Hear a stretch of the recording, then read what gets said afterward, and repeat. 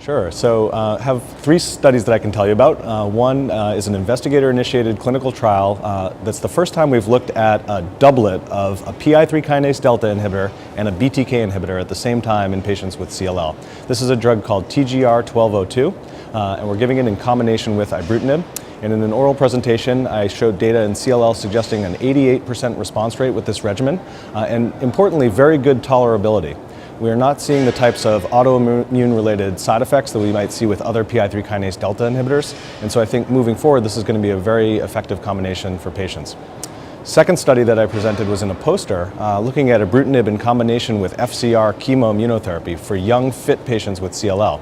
This goes back to what I was saying about curative strategies for patients. And we've seen a 100% response rate so far, with 84% of patients achieving bone marrow MRD negativity. So this is really the deepest response we can see in CLL.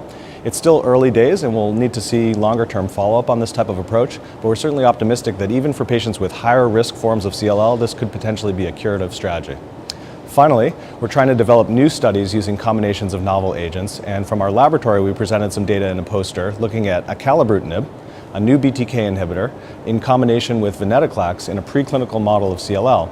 And not only did we see some very nice additive effects in terms of killing the cells, but we found complementary effects of the cell on the cells by each drug.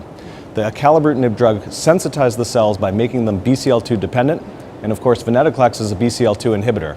So from our preclinical data, we'd predict that this would be a very good combination to take into patients, and we're hoping to do a clinical trial to explore that in the future.